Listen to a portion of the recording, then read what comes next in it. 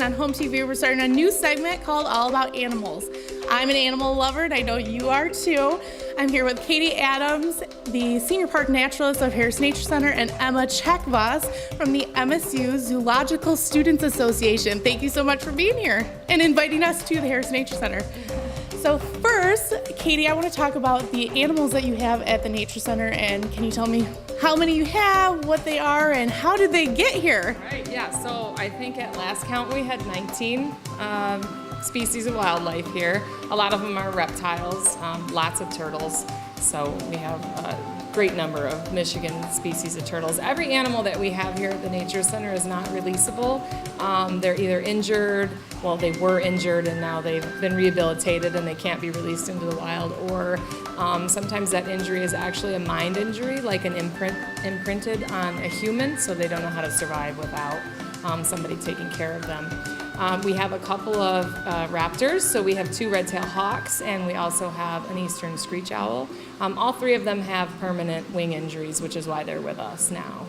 Okay, so and there's a partnership going on with the MSU's Zoological Students Association, and tell us a little bit about that. So MSU ZSA does a lot of outreach, and a lot of our members have different interests, and one of those current interests is enrichment. It's really been a huge step forward in the zoo industry, and so I reached out to Kati seeing if we could make some enrichment items for the animals here, and really it's just been a great experience, and we've made a bunch of items and our members were really happy with it, so it's been great. So what kind of enrichment items? I know I saw on the Harris Nature Center Facebook page the box turtle with a wheel or something. Tell us a little bit about the items. So a lot of the animals had different things. So the turtles, they like to swim around, obviously. So we made them little wiffle balls that you can stick food into, and so they would float around and they can swim and pick the food out of it. The snakes, we made a little tunnel. She was playing with it this morning that she can move through and explore around. There's little newspaper stuffed in there, so there's different things inside that she can interact with. The owl, we made rope toys that she can pull apart and destroy. Kind of the same thing with the hawks. They like destroying things, so we made, fun for her to clean up. Yeah. So we made little boxes that were stuffed with newspaper and different things that they could just tear apart. And really what the goal was just to elicit some of their natural behaviors that they're not able to do since they're in captivity now. So Kati, tell us a little bit about how the animals are reacting to these enrichment items and why it's so important to do this.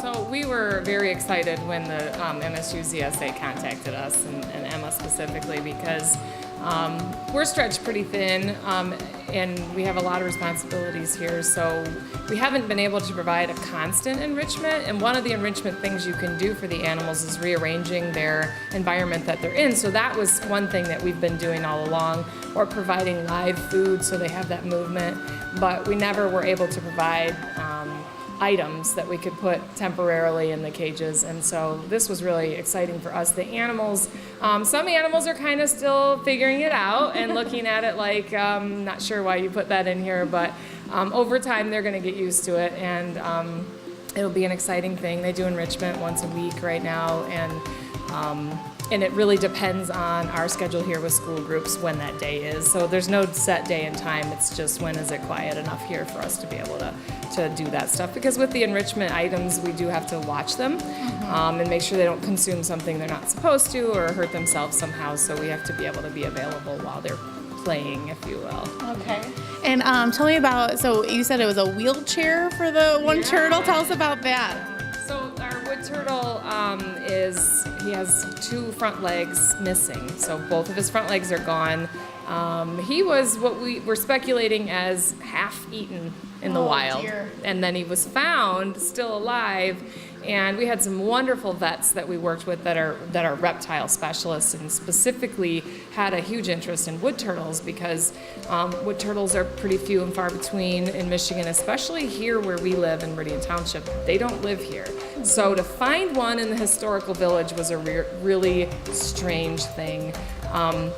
And he had a really rough time. He went through multiple surgeries. He went through a really long rehabilitation process before we were finally able to bring him here.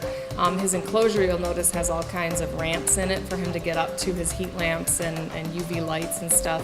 And so we thought, well, you know, sometimes we like to take the turtles out and let them move around the building so they have much larger space. And without his front legs, he has a really hard time with that. It's just scooting across the floor. And I've always wanted a wheelchair for him. I've seen people build these things online before, and then when I mentioned it, when Emma came out and we walked around and we talked about all the animals, I mentioned it.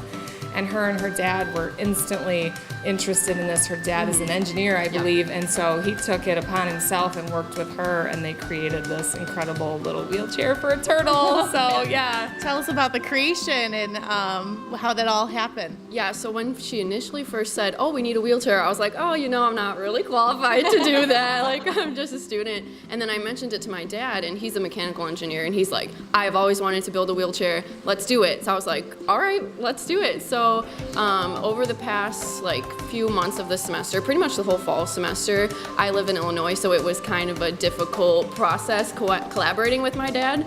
So it took a few months, and we built a little wheelchair out of metal, and we found these little tiny wheels, and we made it padded so that he wouldn't hurt himself.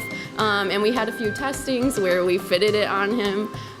So it was really great, and seeing him run around with it was the cutest thing. He learned so fast. Yes. He really liked spinning in circles, and he really liked going backwards, which was funny. But yeah, it was great, and it was really cool that we got to help him out. Okay, and tell me a little bit about the Zoological Association at MSU. So the ZSA is what we call it. We are really focused on giving students that are interested in zoology opportunities, and a lot of the opportunities that we give them are outreach within our community. So we volunteer at Potter Park, we volunteer at different nature centers, different humane societies or animal shelters, just to kind of get their foot in the door. So we're really just a place where they can go to find their opportunities to get them started in what they're interested in. Okay, and so how long have you been in the association, and what's your future goal in this? So I have been in it since my freshman year, and I've been on e-board for, I think this is my second or third year. So since I've been at MSU, I've been there. And my goal actually is to be a veterinarian. I was just accepted into vet school. So congratulations. Thank you.